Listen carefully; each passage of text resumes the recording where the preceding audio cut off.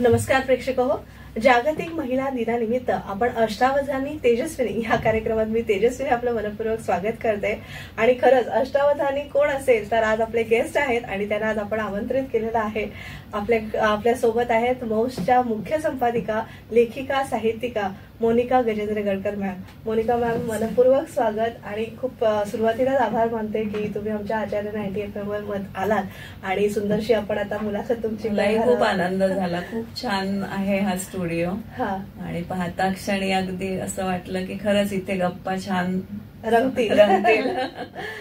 Madam, खरंच म्हणजे आम्ही ज्यांना आदर्श मानत आणि या साहित्य क्षेत्रात आलो किंवा थोडी चालतो आहे आणि श्रीपूंवर अगदी फार मनापासून प्रेम, म्हणजे अगदी आमच्या आजोळी आणि आता सुद्धा आईला आणि सगळ्यांना मला घरात खूप एक भारावले पण होतं. म्हणजे श्रीपू म्हणजे असं स्वतःच आजोबा वाटायचे, ते इतकं आमचं श्रीपूंवर प्रेम होतं. आणि त्यांच्या तुम्ही कन्या तर म्हणजे श्रीपूंबद्दल तर विचारणारच आहे, पण अर्थात वडील तुमचे विद्याधर पुंडलिक यांच्याविषयी थोड्याशा आठवणी तुम्ही तुम्ही आता श्रीपूंचा उल्लेख केला तर म्हणजे मला अगदी मनापासून इथे सांगावंसं वाटतं की मला 2 वडील होते. ज्यांनी मला जन्म दिला ते विद्याधर पुंडलिक आणि ज्यांनी मला वाढवलं.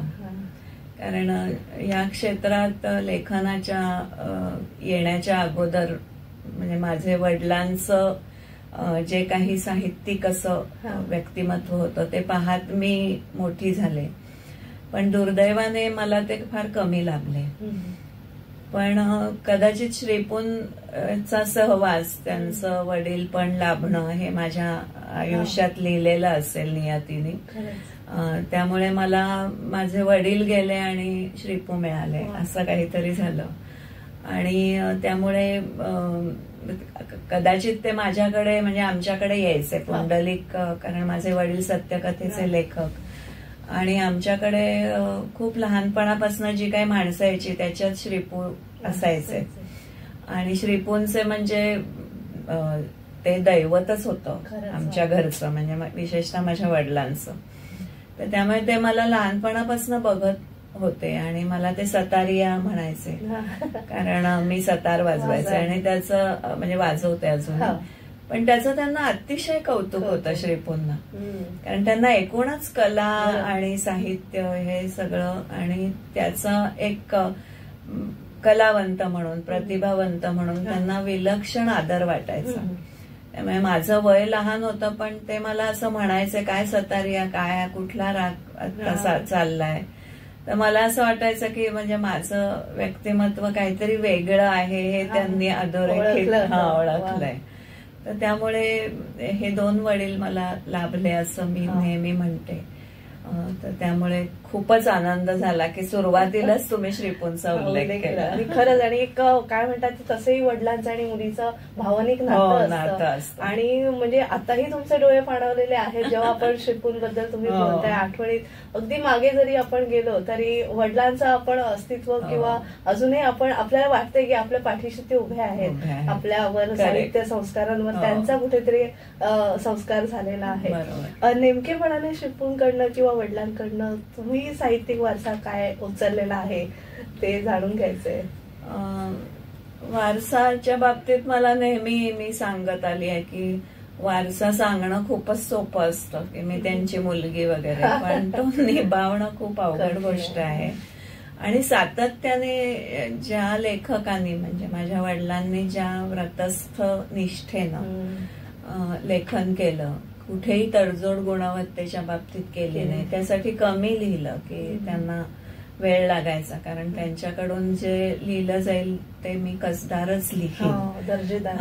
आणि त्यामुळे त्यांची वर्षाला 1 ते 1.5 कथा अशी चेष्टाही व्हायची.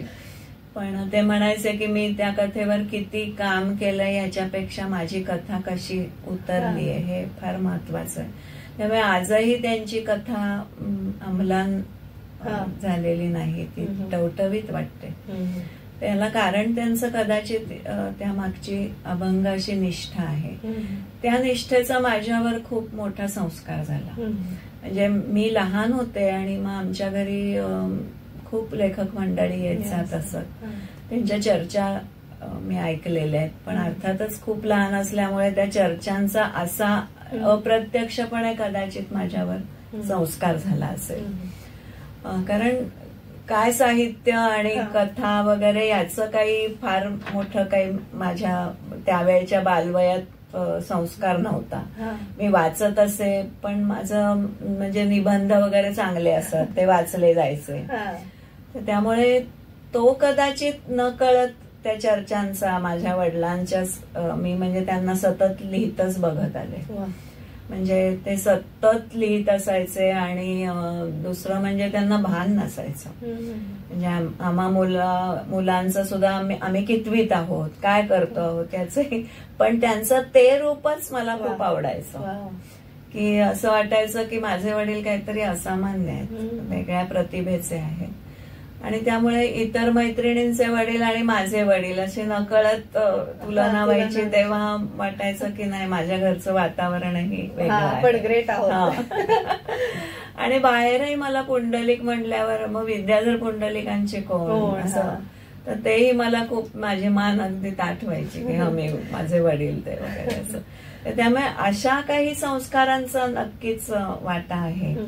पण मी लिहिती होईन म्हणजे आणि त्यांच्यासारखी कथा लिहीन असं माझं कधी स्वप्नही नव्हतं आणि माझ्या डोक्यातही आलं नाही की माझ्याजवळ असे शब्द येतील.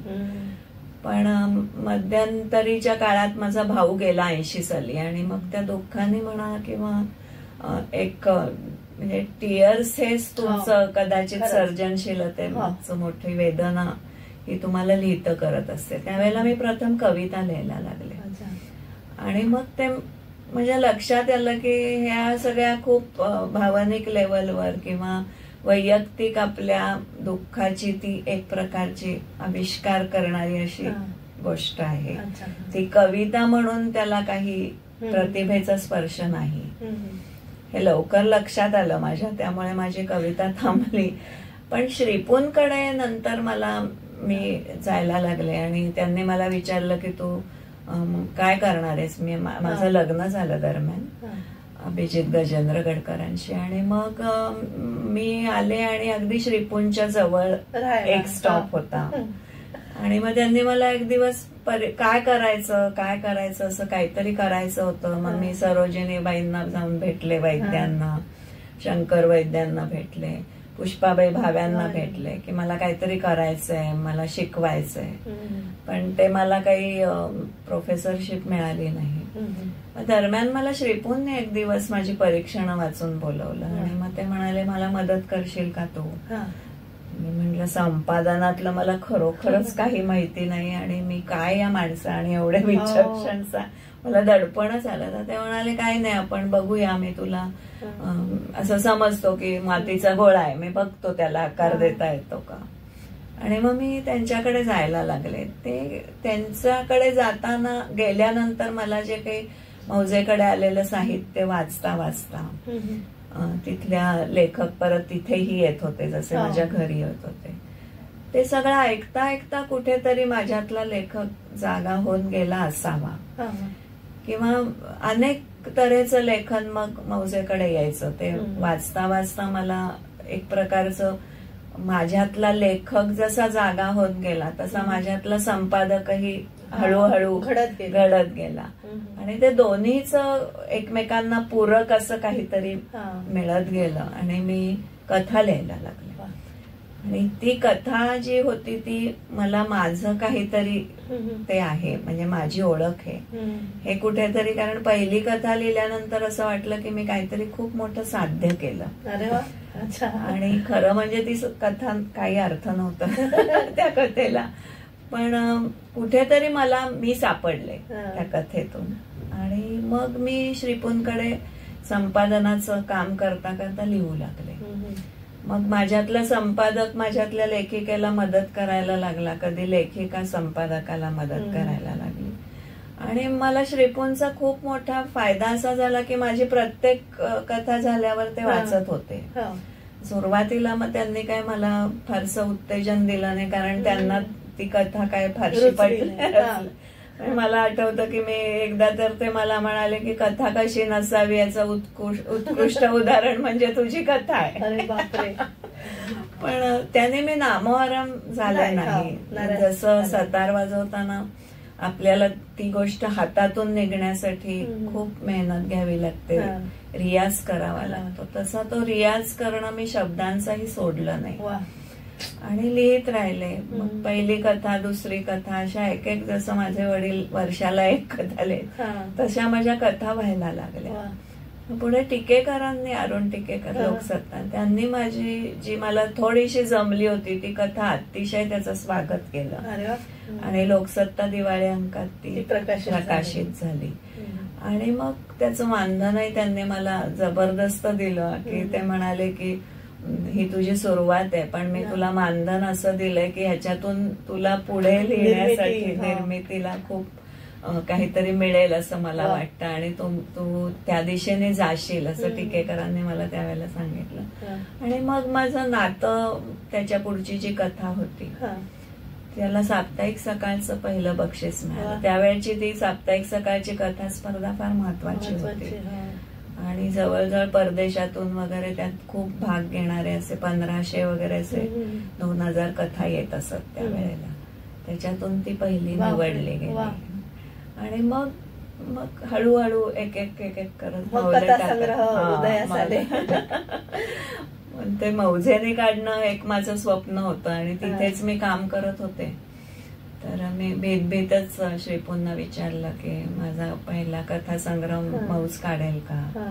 ते म्हणाले तुझ्या किती कथा झाल्या आहेत ते घेऊन ये. सगळ्या जेवढ्या म्हणून लिहिल्या होत्या त्या मी त्यांना वाचायला दिल्या आणि ते माझं टेबल, मी त्यांच्या व्हरांड्यात माझं टेबलच होतं आणि तिथून अगदी सरळ बघितलं की श्रीपूंची पाठ मला दिसायची. ते त्या खुर्चीवर काम करत असायचे, ते डायनिंग टेबलवर बसले आणि मी हळूच बघायचे की माझी कुठली कथा ते वाचताय.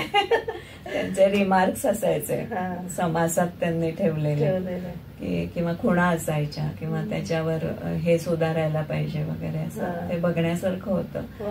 आणि ते मग जरा इकडे तिकडे गेले की मी हळूच जाऊन बघायचे की ह्या कथेवर त्यांचा काय टिप्पण आहे.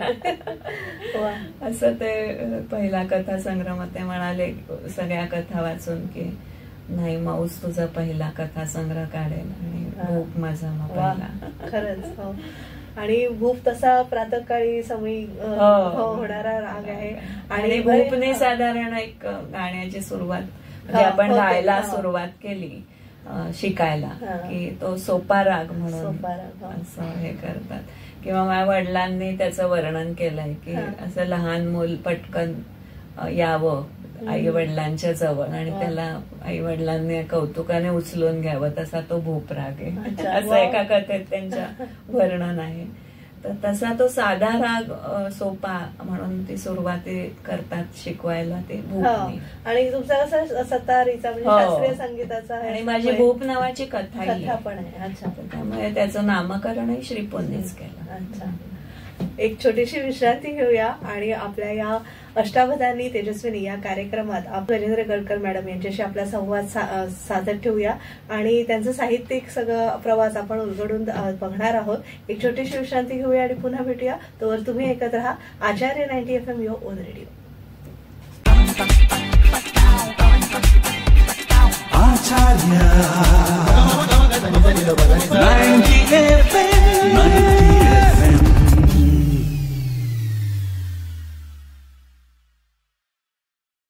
विश्रांतीनंतर तुम्हा सगळ्यांचं पुन्हा एकदा स्वागत. तुम्ही ऐकत आहात आचार्य 90 FM युअर ओन रेडिओ आणि आज आपण अष्टावधानी तेजस्विनी या कार्यक्रमामध्ये मोनिका गजेंद्र गडकर मॅडम यांच्याशी संवाद साधतोय. मॅडम, आता तुम्ही म्हणालात तसं श्रीपू आणि वडील विद्याधर पुंडलिक यांचे संस्कार झाले, पण आपण जेव्हा साहित्य वाचायला लागतो म्हणजे अगदी शाळा 8वी 9वी पासून किंवा कॉलेजमध्ये, तर तुम्हाला कुठले इतर लेखक कोण आवडले किंवा? मला मी म्हणजे लहानपणापासून आमच्या घरी म्हणजे पुस्तकं असायची आणि माझे वडील म्हणजे आवर्जून हे वाचलं पाहिजे किंवा हा लेखक तू बघ. मला त्यांनी बलूत दिलं होतं, नंतर उपरा दिलं होतं. त्याचा तर प्रभाव माझ्यावर खूपच सुरुवातीला पडला होता. किंवा व्यंकटेश माडगुळकरांचं मांडेशी माणसं वाचलं मी होतं. आणि ते इतकं मला आवडलं होतं तर मी माडगुळकरांना पत्र लिहिलं होतं. आणि ते लिहिल्यानंतर मी मोनिका विद्याधर पुंडलिक असं त्या इंग्लिश. तर मग माझे वडील म्हणाले की असं कशाला लिहितेस, मग ते तुझं पत्र म्हणजे तू माझी मुलगी आहेस म्हणून ते बघतील, तर म्हणून मग मी विद्याधरवर असं असं गिरगटवून कोडलं होतं. पण ते त्यांना नॅचरली कळलं. आणि मग व्यंकटेश माडगुळकर मला भेटायला आले होते की तुझं पत्र मला मिळालं आणि ते आमच्या घरी आले होते. मला खूप त्या पुस्तकाने वेळ लावलं होतं. मी इतकं वाचायचे ते, पुन्हा पुन्हा पुन्हा पुन्हा वाचायचे. आणि मग मौजेमध्ये अनेक लेखक अधिक मला नव्याने समजून घेता आले. त्याच्यामध्ये मला आशा बगे खूप म्हणजे मला त्यांचा एक अनुबंध असा म्हणजे माझ्याशी काहीतरी संवाद साधणारी, माझ्या कथेशी संवाद साधणारी त्यांची कथा आहे असं कुठेतरी वाटलं. आणि थोडस एक प्रभावही सुरुवातीला माझ्या कथांवर त्यांचा पडला. आणि मग ते थोडस असं व्हायला लागलं की मला काही सुचतंय म्हटल्यानंतर त्यांची कथा वाचायला लागल्यावर माझ्या मनात आणखी काहीतरी चालू व्हायचं. पण ते लवकरच मला वाटलं की हे सगळं थांबवलं पाहिजे, आपण आपली वाट निवडली पाहिजे. पण आशा बगे, गौरी देशपांडे, सानिया या सगळ्या मला मौजेमध्ये वाचायला मिळाल्या. आणि अजूनही इतरही लेखक मी वाचत होते. भारत साचणे होते, नंतर मिलिंद बोकील होते. आणि वेगवेगळ्या तऱ्हेचे प्रवाह म्हणजे मी जसं दलित साहित्याचं मगाशी म्हटलं तसं बलूत उपरा यासारखे या पुस्तकांचाही माझ्यावर खूप प्रभाव होता. पण आवडते लेखक कवी मला मौजेमध्ये खूप सापडत गेले. म्हणजे ह्याचं नाव घेऊ का त्याचं नाव घेऊ असं जीए होते. नंतर हे आठवतात मला अजूनही गंगाधर गाडगे, नंतर श्रीदा पानवलकर, नंतर शरदचंद्र चिरमुले, असे सगळे लेखक मी धडाधडा वाचत होते आणि ते मला फारच आवडत होते. आणि कुठेतरी ते आमच्याकडे येतही होते. त्यामुळे त्यांचं व्यक्तिमत्व आणि मी पाहिलेलं व्यक्तिमत्व आणि लेखक व्यक्तिमत्व असं ते दोन्ही काहीतरी मनात माझ्या उमटत जात होतं त्यावेळेला. आणि त्याच्यात म्हणून म्हणजे माझ्या लेखक व्यक्तिमत्वावरही या सगळ्या वाचनाचा चांगलाच प्रभाव पडला, संस्कार झाले असं म्हणता येईल. आणि मग जास्तीत जास्त कथा म्हणजे कथा तुम्ही लिहिल्यात किंवा आपण म्हणून पुस्तकं कादंबऱ्या लिहिल्यात, परत कविता मागे पडली. आणि हो म्हणजे तुम्हाला जसं आपण चित्रकार असेल तर चित्रातनं व्यक्त होतो तसं तुम्हाला मला वाटतं कथेतूनच व्यक्त व्हावं असं वाटलं. हो कदाचित असं असेल, माझ्या वडिलांनी कथेवर म्हणजे जास्ती प्रेम केलं. त्यांनी नाटकं लिहिली, नंतर व्यक्तिचित्र लिहिली, पण त्यांचा खरा पेंड हा अस्सल कथाकाराचा होता. आणि त्यांनी म्हटलंही आहे की कथेतलं ती सौंदर्य किंवा सौंदर्य भावनेची अचूकता पकडणारी अशी कथेसारखी दुसरी मजा नाही असं त्यांनी लिहिलेलं आहे. तसंच मलाही वाटतं की तुम्ही त्याच व्याप्ती कमी असते कथेची, पण तो जो धागा किंवा ते बीज चिमटीत पकडणं आणि ते कौशल्यानं कमी शब्दातून व्यक्त करणं, ती जी अव्यक्तता आहे किंवा जी सूचकता आहे, त्यातला संयम आहे, ही कथेची फार मोठी वैशिष्ट्य आहेत. आणि ती लिहिताना फार मजा येते की तुम्हाला छोट्याशा अवकाशामध्ये खूप काही आयुष्याबद्दलचं अर्थसूचन मांडावं लागतं आणि ते मला आव्हान वाटतं. त्यामुळे मला कविता ही अलौकिक प्रतिभाच एक मोठा वाङ्मय प्रकार वाटतो, तसं कथाही वाटते. ती कादंबरीपेक्षा कमी हे महत्वाची आहे असं बरेच जण म्हणून गेलेले आहेत, पण कथा ही अधिक अचूक आणि कमी अवकाशात मी मगाशी म्हटलं तसं बरचसं काही सांगून जाणारी असते. त्यामुळे ते आव्हान जास्ती मोठं आहे असं मला वाटतं. त्यामुळे कथा माझा आवडता प्रकार आहे. हो, प्रांत आहे. मला ते एक विचारायचं होतं की नाटकात म्हणजे आपण जेव्हा नाटक लिहितो ते म्हणजे नाट्य कलाकार सादर करतात आणि ते जास्ती प्रेक्षकांपर्यंत पोहोचतं आणि भावतं, तसं कथेचंही होतं का? हो, प्रत्येक माध्यमाची एक मर्यादा जशी असते तशी स्ट्रेंथ असते, ताकद असते. त्यामुळे जसं नाटक हे माध्यम तुम्ही सादरीकरणातून दृश्य रूपातून अधिक पोचतं असं वाटतं. पण काही कविता जर तुम्ही त्याचं सादरीकरण केलं तर काही कविता अशा आहेत की त्या तुम्हाला वाचनातूनच अधिक त्याचा तुम्ही आस्वाद अधिक चांगल्या प्रकारे घेऊ शकता किंवा त्या अधिक समजतात तुम्हाला.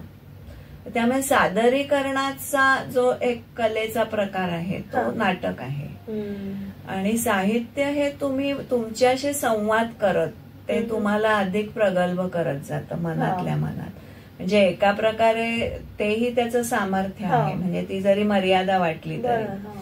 पण कथा मला असं वाटतं की ती प्रत्येक कथा ही सादरीकरणाची कथा नसते. म्हणजे आता कथाकथनाच्या म्हणजे वपू करायचे तशा कथा तुम्ही अधिक लोकांपर्यंत पोहोचू शकतात. पण तुम्ही आशा बग्यांची कथा वगैरे घेतली किंवा जीएनची तर ती तुम्हाला ती पकडता येत नाही तुम्हाला. ती तुम्हाला मनातच वाचून तुम्ही त्याचा प्रगल्भतेने आस्वाद घेऊ शकता. नक्कीच. आणि तुम्हाला अर्थातच तुम्ही म्हणालात तसं कथा तुम्हाला हा प्रकार आवडतो म्हणून तुम्ही इतर कुठलेही प्रकार हाताळले नाही. मग आता जेव्हा तुम्ही दिवाळी अंकांचं संपादन करता, दिवाळी अंक म्हटलं की कथा, ललित हे सगळेच प्रकार आहेत. मग त्याचं संपादनाचाच विचार आहे. नेमकं संपादन म्हणजे काय अभ्यास करावा लागतो आपल्याला जर संपादन ही एक अगदी फार मोठी कला आहे. म्हणजे कौशल्य ज्याला आपण म्हणतो. मला असं वाटतं की संपादक हा नुसता म्हणजे संकलन आणि संपादन याच्यात फार मोठा फरक आहे. म्हणजे 4 लेख दिवाळी अंकासाठी या लेखकाला सांगूयात, त्या लेखकाला सांगूयात आणि ते गोळा करायचे आणि ते छापायचे, ह्याला संपादन नाही म्हणत. त्याच्या मागे एक विचार असतो. म्हणजे निदान मौजेचं संपादन करताना मी तो श्रीपूंकडे बघत बघत शिकलेली आहे की एखादा लेखक तुम्हाला जाणवावा लागतो आणि तो जाणवून घेणं हे संपादनात फार मोठं काम असतं. तर त्याची तुम्हाला त्या लेखकाची पोटेन्शियल काय आहे, तो कुठे तुम्हाला सर्जनशील म्हणून कुठे सापडतो हे फार शोधावा लागतो. तो म्हणजे संपादन हा एक प्रकारचा शोध आहे लेखकाचा घेतलेला. पण मग तो तुमच्या पुरता मर्यादित असतो ना. तुम्हाला आवडलेली कथा इतरांना आवडेलच. त्याच्यात व्यक्तिसापेक्षता असतेच आहे. म्हणजे जसं राम पटवर्धन ज्या प्रकारचं संपादन करत त्याच्यावरही आक्षेप घेतले गेले की मौजेचा कंपू आहे, मग अशा प्रकारची किंवा कथेला टोक आलं नाही वगैरे त्यांच्या भाषेची चेष्टा केली गेली. पण किंवा विशिष्ट प्रकारचं वाङ्मयच मौज घेतं, दलित वाङ्मयाचा विचार केला गेला नाही असं प्रकारचे जे आक्षेप घेतले जातात. पण त्याच्या पलीकडे जाऊन विचार केला तर संपादकाची एक विशिष्ट अशी दृष्टी असते. त्या दृष्टीला तुम्ही परत असं म्हणू शकता की त्याची दृष्टी बायस आहे किंवा असंही काही झालं की ज्यांना मौजेमध्ये नाही प्रवेश मिळाला ते असं बरंच होऊ शकतं की नाही ते त्यांना असं नाहीच आवडणार. ते त्याच्या प्रकारचं लिहिलं तसं लिहिलं तरच मौज साहित्य, पण असं नाहीये खरं. म्हणजे त्याला अधिक व्यापक दृष्टी ही संपादकाला ठेवावी लागते. आणि ती दृष्टी त्याची प्रतीत कशी होते तर तो ज्या प्रकारचं वाङ्मय त्याच्या अंकामध्ये आणतो. भले कदाचित असं असेल, आता मी गेली काही वर्ष जे संपादन करते त्याच्यामध्ये मला काही विचार पटतीलच असं नाही, तर तसेही विचार आणायला पाहिजेत, अधिक खुलं राहायला पाहिजे किंवा कुठल्याही भूमिकेशी संपादक हा बांधील असता कामा नये. किंवा अमुक साहित्याचे जे वर्ग करून ठेवलेत की ग्रामीण साहित्य, दलित साहित्य, आणि मग त्या वर्गाशी तुमचं किती नातं आहे हे बघून असंही ते करता कामा नये. त्यामुळे तो अधिक मोकळा पाहिजे. माझ्या दृष्टीने संपादक हा जाणकार वाचकच असतो आणि त्याची जी दृष्टी असते त्या दृष्टीला अधिक व्यापक ते लेखकच करत असतात.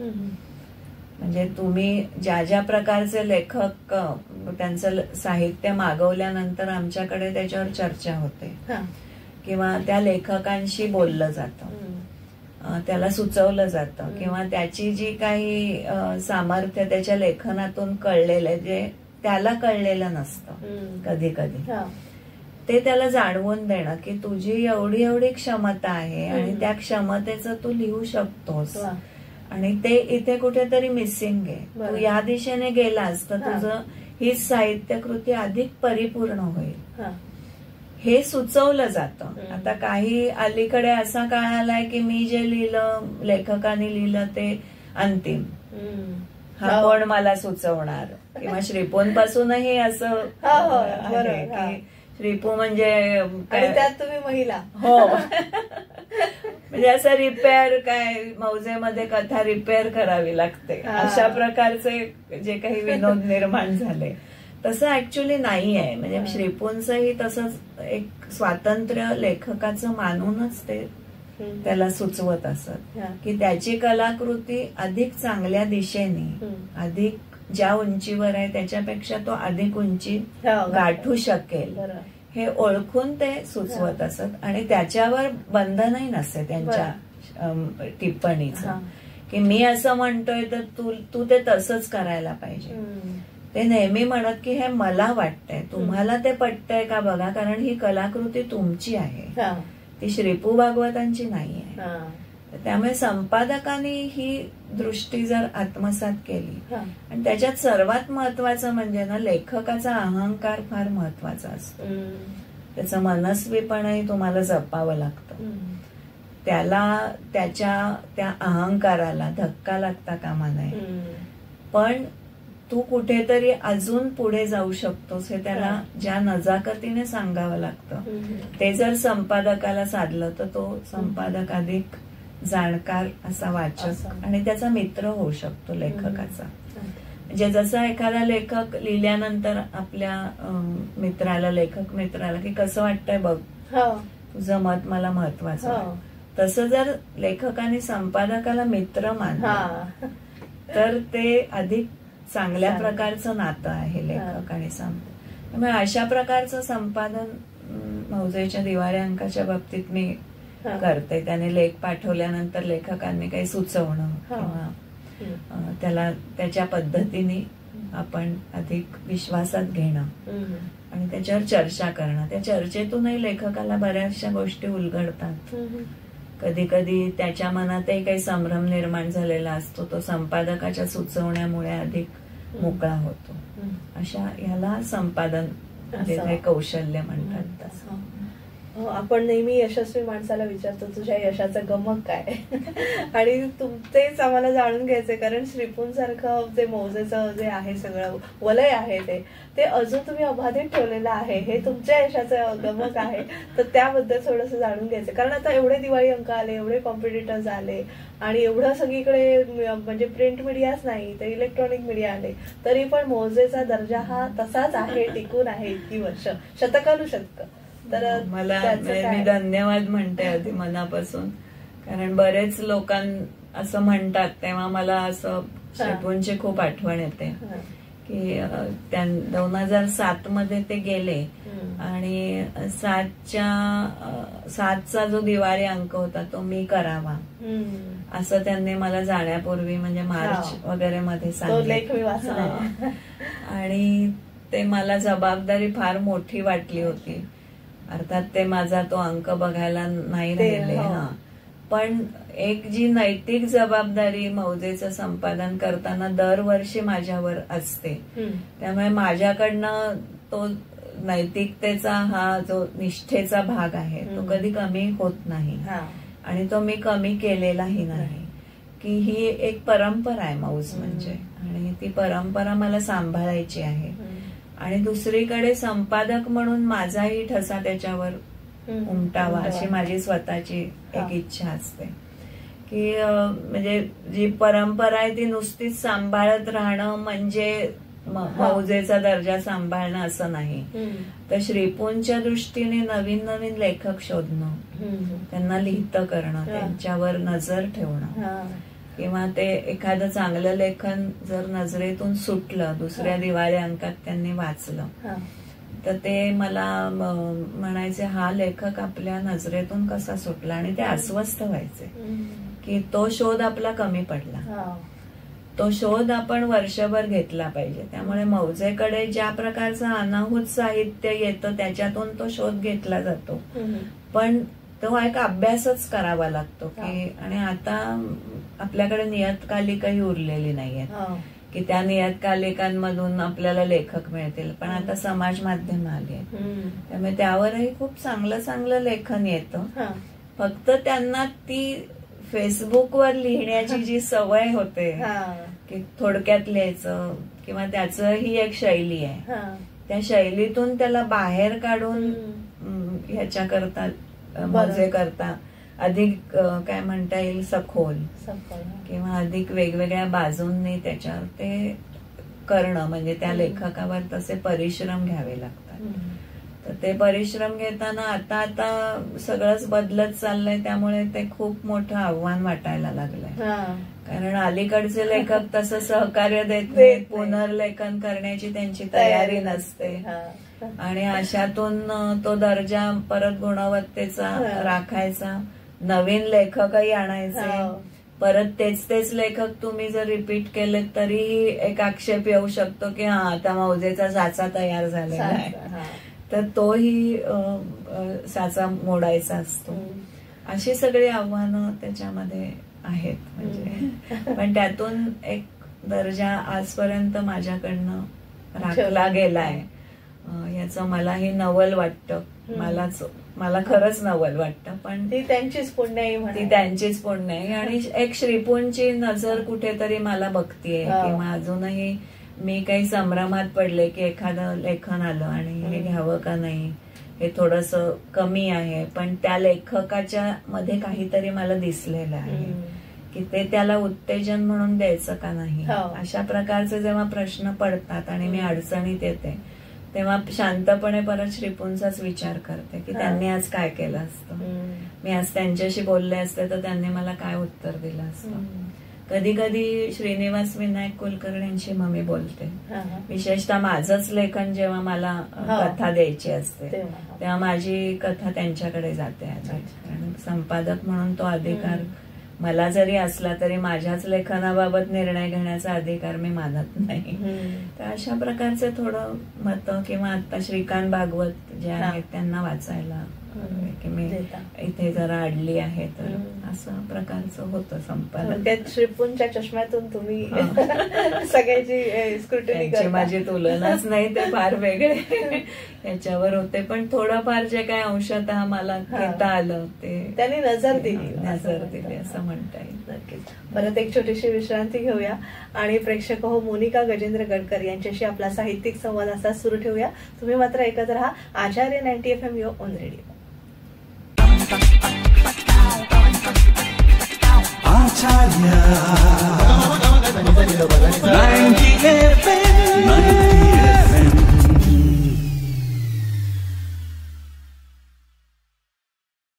विश्रांतीनंतर तुम्हा सगळ्यांचं पुन्हा एकदा स्वागत. तुम्ही ऐकत आहात आचार्य 90 FM युअर ओन रेडिओ, आणि आज आपण अष्टावधानी तेजस्विनी या कार्यक्रमाअंतर्गत मोनिका गजेंद्र गडकर मॅडम यांच्याशी संवाद साधतोय. मॅडम, तुमचे बरेच कथासंग्रह आहेत, आर्त, शिल्प, उगम, शब्दांचा झुला वगैरे. तर ह्या सगळ्या कथा म्हणजे प्रासंगिक होत्या की तुम्ही असं ठरवून लिहायला बसलात वगैरे? नाही, मला आता टार्गेट आहे, दिवाळी अंक अगदी दोन महिन्यावर आलाय आणि मला कथा लिहायची, असं काही झालं? असं श्रीपूंचं असायचं की तुम्ही असे वर्षातून दिवाळी अंक आलं कीच तुम्हाला कशा कथा सुचतात. पण खरं म्हणजे ते तसं नाहीये. म्हणजे वर्षभर काहीतरी आपण बघितलेलं, अनुभवलेलं, त्याचा एक कोलाज काहीतरी मनात सुरू असतो, आणि कुठेतरी पटकन मी म्हंटल तसं एकदम शब्दातून एखादा शब्द सुद्धा कथा सुरू करून देतो. एखाद्याच्या तोंडातून सुटलेला शब्द सुद्धा असा काहीतरी आपल्याला खुणावतो आणि कथा मनात सुरू होते. त्यामुळे अशा, किंवा अगदी खरं सांगायचं तर अगदी एखाद्याची देहबोली सुद्धा तुम्हाला, म्हणजे अशी शरीर सारखी कथा आहे की जी मुस्लिम महिला एक रडत चालली होती रस्त्यातून जाताना बुरखाधारी, आणि नुकताच बॉम्बस्फोट झाला होता. त्या बॅकग्राऊंडवर मला तिचं ते भयानक भेसूर रडणं, हेच मला शरीर कथेचं बीज सापडून दिलं तिने. तर त्यामुळे कथा ही कशीही सुचू शकते ती. म्हणजे आता लिहायची म्हणून चला आता मला दिवाळी अंकाची आमंत्रण यायला लागते म्हणून अशी लिहिता येत नाही, ती चालू असते. आणि निर्मितीची प्रक्रिया फार गुंतागुंतीची आहे, त्यामुळे ती शब्दातून अशी सांगता येणार नाही. पण मी म्हटलं तसं काहीही खुणावू शकतं तुम्हाला. आणि कथा सुचण्याचा तो क्षण फार अपूर्व आनंदाचा असतो. आणि तिथपासून जी कथा मनात सुरू होते ती आणि आपल्या बायकांचं माहितीये की आपला संसार एकीकडे चालू असतो, डबे करणं, मुलांचं बघणं, पण मनात कथा असते. मग कधी कधी होतात घोटाळे. माझ्या नवऱ्याला मग मी रिकामाच डबा दिलेला 1-2दा. मग तो त्याची साथ तर फारच मला महत्वाची आहे. पण तो संध्याकाळी आल्यावर म्हणाले ठीक आहे तू आज कथेत आहेस म्हणून, पण मला तू रिकामा डबा दिला होता असं वगैरे असंही घोटाळे होतात. तर त्यामुळे तो निर्मितीचा संबंध थकवणारा असा प्रवास असतो एक प्रकारे. आणि आपण आता म्हणजे मी तरी नाट्य चित्रपट क्षेत्रात असल्यामुळे असं वाटतं की ते लोक कथा लिहायला डेस्टिनेशनला जातात, अप्रूप वाटतं.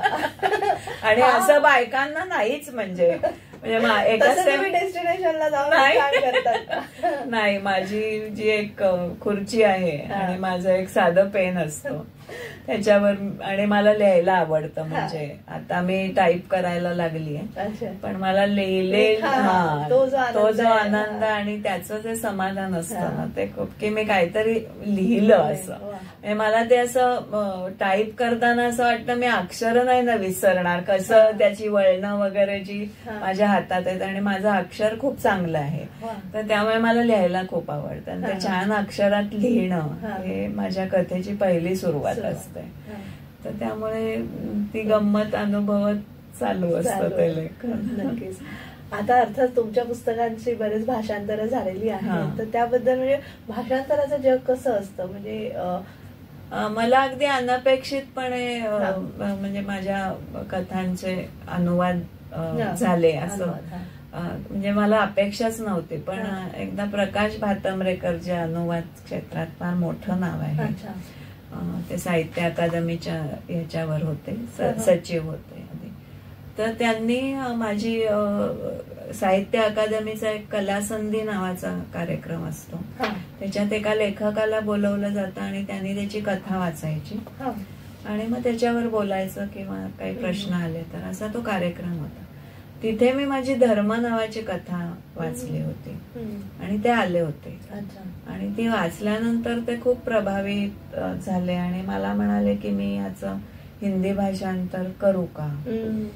तर त्याच्याही आधी गंमत म्हणजे कृष्णा किंबहुने जे साहित्य अकादमीचे सचिव होते, ते आता मला वाटतं वेगळ्या शहरात आहे, तर ते मला म्हणाले की मला बोलवलं त्यांनी आणि ते म्हणाले की एक आहेत आणि त्यांना तुमची धर्मकथा करायची. म्हणजे मला प्रकाश भातंब्रेकरांचं त्यांनी नाव नाही सांगितलं.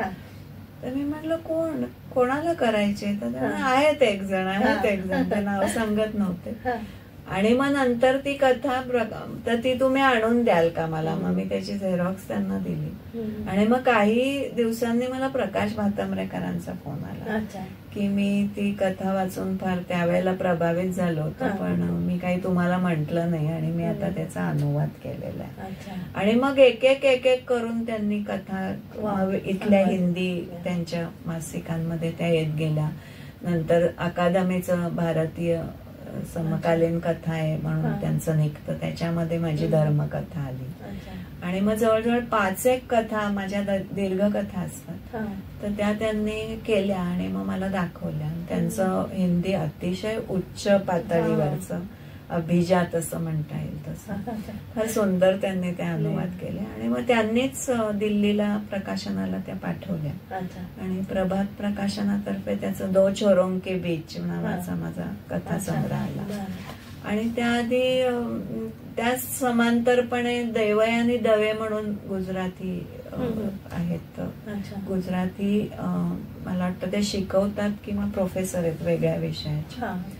तर त्यांनी माझ्या कथा वाचल्या भूप मधल्या ह्याच्यातल्या आणि त्या म्हणाल्या मला हे गुजरातीत करायचं आहे. आणि धीरूबाई पटेल, धीरूबेन पटेल म्हणून गुजराती लेखिका. तर त्यांचं आम्ही किचन पोएम्स म्हणून अनुवादित पुस्तक केलं होतं मौजेनं. आणि मला प्रियदर्शनी अकादमीचा पुरस्कार होता माझ्या अर्थकथा संग्रहाला. तर त्यावेळेला त्यांच्याही पुस्तकाला होता. तर त्यांनी मला त्या समारंभात सांगितलं की मला तुझं हे पुस्तक हवंय वाचायला. तर मग त्यांनी अर्थ वाचलं आणि मग त्यांच्या या किचन पोएम्सच्या प्रकाशन समारंभात त्या स्वतःच्या पुस्तकाबद्दल न बोलता अर्थवरच बोलल्या.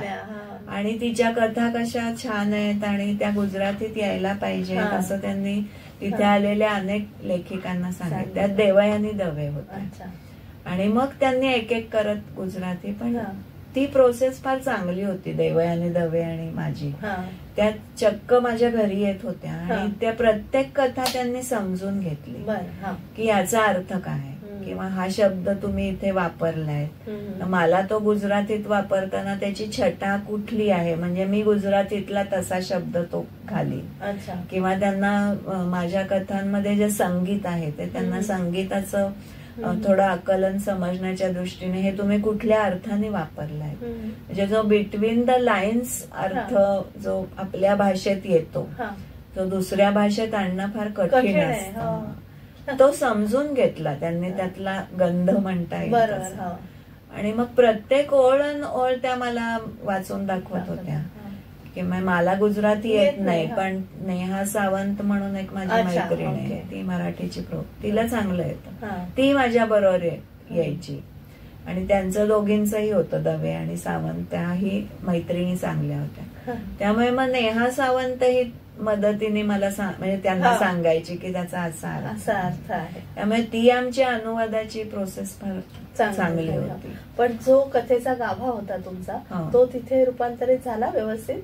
ते कळायला मार्ग नाही कारण ते गुजराती आहे. अच्छा. पण मला नेहा सावंतनी सांगितलं, म्हणजे थोडं आपल्याला गुजराती समजतं पण जेवढा त्याचा फ्लेवर म्हणता येईल की त्या भाषेचा तेवढा मला नाहीये.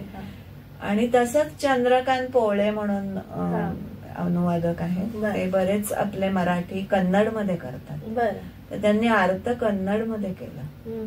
ते तर म्हणजे चान्सच नाही, कारण माझा फक्त तिथे फोटो एवढंच की हे अनुवाद हा अर्थच आहे एवढंच समजण्याला माझा फोटो तिथे आहे बस. बाकी आपल्याला ती लिपीही येत नाही. पण त्यांनी मला काही विचारलं की आणि फार चांगला केलाय असं म्हणतात आता. पण म्हणजे जेव्हा वाचक त्या म्हणजे भाषेचे वाचक, कन्नड वाचक असतील, गुजराती वाचक असतील, तेव्हा त्यांनी आवडला असं मला. म्हणजे विशेषतः दो छोरों के बीच वाचून खूप फोन आले दिल्लीहून, पानिपतहून. आणि ते इतके वेगळ्या, म्हणजे हिंदीतून त्या प्रतिक्रिया येत होत्या आणि ते किती सुंदर आहेत कथा, मग मराठीमध्ये वाचायला मिळतील का, म्हणजे आम्ही प्रयत्न करू इथपासून ते फोन आले होते. आणि पानिपत वगैरे होऊन आल्यावर मला अगदी म्हणजे खरंच धन्य वाटले की अरे आपली आपल्याला न्याय मिळाला. किंवा उडिया भाषेमध्ये माझी एक कथा गेली आहे, तिकडनंही मला काही फोन आले. त्यामुळे आपल्याला ह्याच्यावरूनच समजतं की कदाचित. आणि another feather in your cap की आपण आपण आणि मराठी पलीकडे आपली कथा गेली, हे चांगला आनंद असतो फार मोठा. संमेलनांबद्दल बोलूया. साहित्य संमेलन म्हणजे आता इतकी वर्षाची परंपरा आहे, तुम्हाला या परंपरेबद्दल काय वाटतं? म्हणजे साहित्य संमेलन आपल्याला काय देऊन जातात हे तुमच्याकडून जाणून घ्यायचं. तो एक प्रकारचा उत्सव आहे आणि देवाणघेवाण आहे ती विचारांची. पण त्याला ते राजकीय जेव्हा रूप येतं ना तेव्हा ते सगळं बिनसत जातं. पण माझ्या मते पूर्वीची जी संमेलनं होती त्याच्यामध्ये ज्या प्रकारच्या चर्चा चालायच्या किंवा दुर्गाबाई वगैरे ज्या प्रकारे त्यांनी भूमिका घेऊन राजकीय याच्यावर चढू दिला नाही एखादा नेता. यशवंतरावांना त्यांनी सांगितलं की तुम्ही व्यासपीठावर यायचं नाही. आणि जे पूर्णपणे अगदी शुद्ध असं साहित्यिक वातावरण. आणि म्हणजे आम्ही अशी संमेलनं सुद्धा अटेंड केलेली आहेत की जिथे आम्हाला जे न भेटणारे साहित्यिक तिथे भेटलेले, त्यांना पाहता आलेलं आहे, त्यांच्याशी बोलता आलेलं आहे. म्हणजे म्हणजे अगदी वसंत बापटांचं इथे शिवाजी पार्कला झालं होतं त्यावेळेला सुद्धा बाळासाहेब ठाकरे आणि त्यांच्यात जो मोठा वाद झाला होता आणि त्याला बापटांनी अतिशय उत्तर सुंदर दिलं होतं. हे सगळं अनुभवणं जे वाचकाला हवं आहे ते अलीकडची संमेलनं देत नाही. किंवा ज्या प्रकारचे परिसंवाद त्यात तोचपणा असतो, ते वक्ते सुद्धा आपले दळण दळत असतात, किंवा ज्या प्रकारची कवी संमेलनं होतात ते आपले म्हणजे आपली कविता वाचत राहतात चाली आणि चाललेले 100 कवी, हे सगळं कुठेतरी थांबायला पाहिजे आणि त्याला अधिक असं सत्वशील असं रूप यायला पाहिजे जे पूर्वी होत. तसं आता कमी होत चाललेलं आहे आणि मी म्हंटल तसं त्याला राजकीय आणि कुठेतरी एक वादाची ठिणगी दरवर्षी ती पडायलाच पाहिजे असा जो नियम होऊन बसलाय तो त्याच्यातून काही साध्य होतं असं नाही. नुसतंच वेगळ्या दिशेने ही संमेलनं जात आहेत आणि संमेलनांचा हेतू हा शुद्ध पाहिजे, जो साहित्यिक पाहिजे, पूर्णपणे साहित्याला वाहिलेला पाहिजे, विचारांची देवाणघेवाण, किंवा मी म्हंटल तसं की त्या लेखकांशी वाचकांना प्रत्यक्ष बोलता आलं पाहिजे, त्याला पाहता आलं पाहिजे, त्याच्याशी कम्युनिकेशन त्याच्या पुस्तकांबद्दल व्हायला पाहिजे. हे काय अलीकडे घडत नाहीये आणि त्यामुळे साहित्यिक उणे संमेलन असं होतंय की साहित्यिकच जात नाहीत आता. माझ्यासारखे साहित्यिक तर म्हणूनच अवॉइड करतात की नको, म्हणजे हे असले रंग तिथे बघण्यापेक्षा न गेलेलं पण.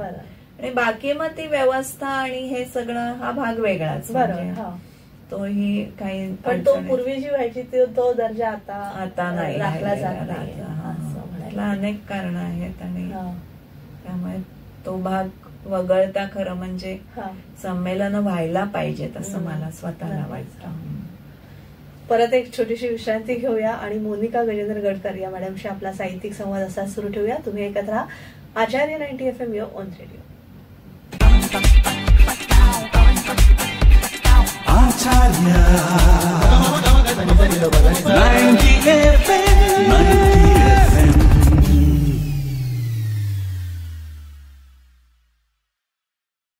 विश्रांतीनंतर तुम्हा सगळ्यांचं पुन्हा एकदा स्वागत. अष्टावधानी तेजस्विनी या कार्यक्रमात मोनिका गजेंद्र गडकर या मॅडमशी आपण संवाद साधतोय. आता अगदी पर्सनल प्रश्न विचारते तुम्हाला. तुम्ही एवढ्या सुंदर दिसता आणि म्हणजे तेव्हा पण आणि आता पण, तर तेव्हा बरीचशी म्हणजे तेव्हा बरेच म्हणजे फॅशन असू दे किंवा कुठल्याही इलेक्ट्रॉनिक मीडिया पण तेव्हा नुकताच आला होता, पण मला वाटतं मौजेची मौजच अशी होती की तुम्हाला इतर व्यवधानं जाणवली नाहीत की इकडे जावं तिकडे जावं, असं कधी वाटलं नाही? हाही परत एक श्रीपूंचा संस्कार असावा, कारण म्हणजे मी सुरुवातीला श्रीपूंकडे कामाला सुरुवात केल्याबरोबर मला खूप ती हौस होती, कारण मी पत्रकारितेतून गेलेली आहे. म्हणजे मी टीकेकरांनी मग मला एक सदर दिलं होतं की तू नाटकांचं कर. मला नाटक एक खूप आवडायचं, म्हणजे अजूनही आवडतं आणि त्याच्यावर लिहायला फार आवडतं, परीक्षण. तर मी त्यांना म्हणलं मला नाटकाच्या संदर्भात काही असलं तर मग त्यांनी मला एक छोट्या मुलाखतींचं दिलं होतं आणि मग या लोकांना भेटणं, म्हणजे मी अगदी मोहन जोशींपासून अगदी त्या एवढ्याशा कॉलमसाठी कुठे कुठे जायचे, भेटायचे आणि ते आवडायचं मला की त्यांच्याशी ओळख होतीये ते बघणं. म्हणजे मला मोहन जोशींनी एका स्टुडिओत बोलवलं होतं, त्यांचं शूटिंग चाललं होतं आणि मग मला त्यांचा तो सीन होईपर्यंत ते शूटिंग बघता आलं. अशा प्रकारचं खूप, किंवा भक्ती त्यांचं ते आई रिटायर होते त्यावेळेला चालू होतं. मग मी त्यांना नंतर जाऊन भेटले होते, मग त्या मेकअप उतरवताना कशा बोलत होत्या माझ्याशी वगैरे, ह्या सगळ्या आठवणी खूप मला घडवत होत्या त्यावेळेला, कारण मी नुकतीच लिहू लागलेले होते आणि पत्रकारितेच्या माध्यमातून लिहायला लागले होते. तर त्यामुळे मला या सगळ्या लोकांमध्ये वावरायला आवडायचं. मग निवेदन कोणी म्हटलं तर निवेदन कर, मग मुलाखत घे तर मुलाखत घे, किंवा इकडे तू काय ऐकायला ये नाट्यवाचन तर मी तिकडे जायचे. मग श्रीपू हे सगळं एका डोळ्याने बघायचे आणि मग ते मला म्हणायचे की तुला काय व्हायचंय नक्की, हे तू कधी ठरवलंयस का? म्हणजे मग ते मला बापटांचं उदाहरण द्यायचं की एका व्यक्तीला खूप काही गोष्टी करता येत असतील तर शेवटी त्यांना एक टप्प्यावर निर्णय घ्यावा लागतो. तसं बापटांची कविता अतिशय सुंदर होती, पण त्यांना अभिनय येत होता, ते दलात होते राष्ट्र ह्याच्यात, तर त्यामुळे अभिनय करायचे. नंतर सुंदर त्यांचं ते लेखन तर म्हणजे कविता, पण त्यांचं म्हणणं होतं की ती जी कविता आहे त्यांचं संस्कृत सुंदर होतं बापटांचं, आणि ती जी त्यांची कविता आहे त्याच्याकडे त्यांनी दुर्लक्ष केलं ह्या सगळ्या ह्याच्यात. मग चित्रपटात गेले थोडेसे, तर त्यामुळे कवी त्यांच्यातला मागे पडला. तर श्रीपू म्हणायचे की या टप्प्यावर तुला ठरवावं लागेल की तुला काय, तुला निवेदक व्हायचंय का, मग तू निवेदक, हे सगळं तुला अभिनय करायचा तू तसं कर. पण एकाच वेळेला सगळ्या गोष्टी तू करत बसलीस तर ते तुला आवडेल त्या वेळेला, पण हातात काही येणार नाही. आणि मग एका टप्प्यावर ते आपोआप सगळं माझं कमी होत गेलं, कारण मला जो कथेला वेळ द्यावा लागायला म्हणजे लागतो, कारण अतिशय ती गंभीरपणे लिहिण्याची गोष्ट आहे. आणि मला माझ्या वडिलांसारखंच त्या कथेमध्ये इतके सूक्ष्म पापुद्रे आणायचे असतात, आणि त्याच्याकरता एवढं अनुभवाचं उत्खनन करायचं असतं की त्याला एकटंच व्हावं लागतं. म्हणजे कथा लिहिणं हे म्हणजे पहिलं एकटं होणं आहे. आणि त्यासाठी मला ती म्हणजे माझी जी काही पिसं होती ती जडून गेली, आणि मग मी त्या दिशेनेच माझी पावलं पडत गेली असं म्हणता येईल. तर त्यामुळे ते सगळं परत श्रीपूंमुळे झालं की मी त्यावेळेला सावध झाले की मला हेही करायचंय. ते एकदा मला म्हणाले किती ठिकाणी नाचायचंय तुला, आणि तो त्यांचा शब्द मला खूप लागला की म्हटलं आपण खरंच नाचतो आहोत का. आणि मग त्यांनी मला सांगितलं की एकतर तुला ज्याच्यात खरा आनंद मिळेल, ज्याच्यात तू रमून जातेस ते तुझं क्षेत्र आहे असं समज. आणि मी रमते माझ्या कथेमध्ये, त्यामुळे ती मला सापडली असं म्हणता येईल. आता अर्थात पुढे अजून काय, म्हणजे मौसेला कुठे अजून पुढे न्यायचंय, किंवा वाचकांसाठी काय नवीन कथासंग्रह काही निर्माण करायचं? आता माझं व्यक्तिचित्रांचं पुस्तक येत आहे, नंतर एक कथासंग्रही आहे, तोही प्रकाशनाच्या मार्गावर आहे. आहेत अजून 2-3 प्रोजेक्ट आहेत, कादंबरी ही एक डोक्यात आहे. तर त्यामुळे काय होतं की ही जबाबदारी मौजेची मोठी आहे, त्यामुळे दिवाळी अंक आणि याच्यामध्ये थोडस मग आपलंच लेखन मागे सारलं जातं. तर ते आता झपाट्याने पुढे जायला पाहिजे, कारण आत्ताच वेगवान जग आहे. त्या स्पर्धेत मी कधीच नव्हते आणि मला त्या राहायचंही नाहीये. मला स्वतःला माझ्यातल्या लेखिकेला अवकाश देतच लिहिते. तर त्यामुळे पण जी अगदी सुरुवातीला मी फारच कमी महत्वाकांक्षी होते की फार नव्हतंच मला की म्हणजे हे इतके मी चालेन एवढंही माझं खरं म्हणजे क्षमता नव्हती असं वाटतं. पण तिथपर्यंत आले चालत चालत, तसंच हळूहळू पावलं टाकत जायचंय पुढे, बघू किती चालता येतं. आणि कधी आता मार्केटिंगचं थोडस सांगा की कसं, म्हणजे मार्केटिंगचं आता सध्या संज्ञा सगळी बदललेली आहे, कारण पण मौजेला काही तसा मला वाटतं कधी प्रश्न आला नाही. पण आता जर नवीन लोक असतील तर त्यांना मार्केटिंगच्या विषयी काही आता तुम्हाला पुस्तक सुद्धा मार्केटिंगच करावं लागतं स्वतःच काय, किंवा संपादन केलेलं सुद्धा, त्याला इलाजच नाहीये. आणि मग तुम्ही जर त्याच्यामध्ये बसत नसाल तर म्हणजे मी आता त्या गोष्टी मला आवडतच नाहीत. म्हणजे फेसबुकवर माझं पुस्तक आलेलं टाकणं, त्याच्या परीक्षणामधनं, किंवा अगदी एवढंस झालं 2 ओळी कोणी लिहिलं तरी तिथे टाकलं जातं. तो माझा पिंड नाही आणि मला ते आवडतही नाही, स्वतःची टिमकी वाजवत राहणं. पण मला असं म्हणजे मी कदाचित ओल्ड स्कूलची असेल मला माहिती नाही, पण आमच्याकडे पाडगावकर यायचे श्रीपूंकडे, तर पाडगावकर नेहमी म्हणायचे की आपलं काम बोलतं, आपल्याला वेगळं सांगावं लागतच नाही.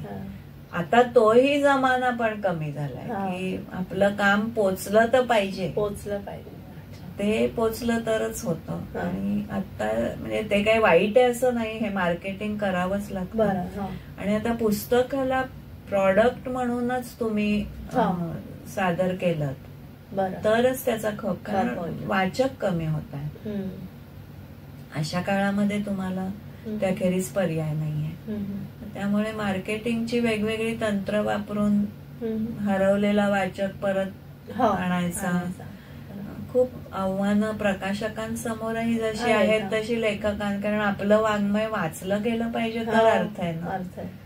तोच वाचायला जर वाचक नसेल तर लेखक कोणासाठी लिहिणार. म्हणजे शेवटी स्वांत सुखाय असं म्हणतो आपण, पण तरी वाचकांच्या प्रतिक्रिया आल्यावर लेखकाला खूप मोठं आणि असं काहीतरी आपण आपलं पोचलं बाबा असं वाटतं.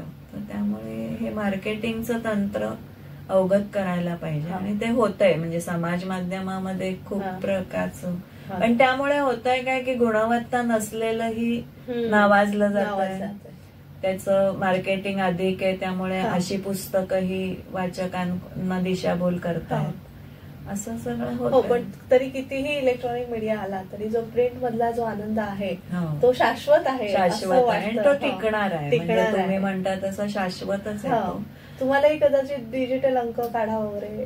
पण म्हणजे आम्ही एक ऑडिओ बुक कराय, म्हणजे मौजेचा ऑडिओ अंक केला. अच्छा. म्हणजे प्रिंट मीडियातलाच परत तसाच्या तसा ऑडिओ अभिवाचन, पण नाही त्याला रिस्पॉन्स.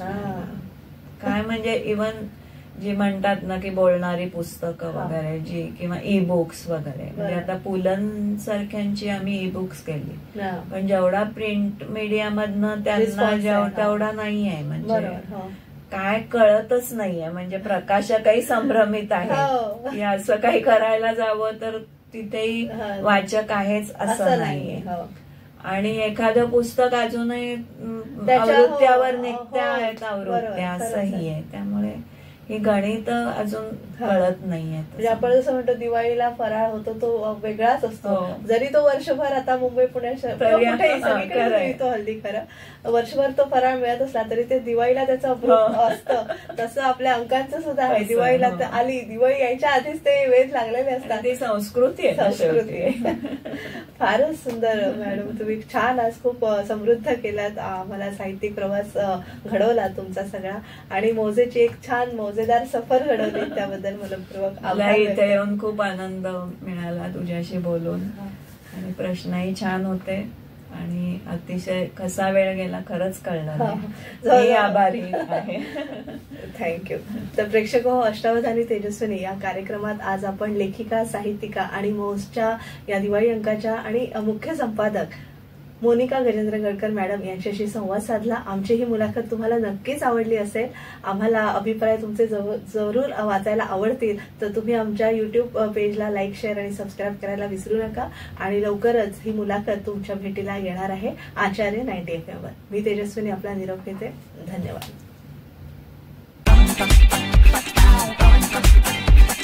आचार्य 90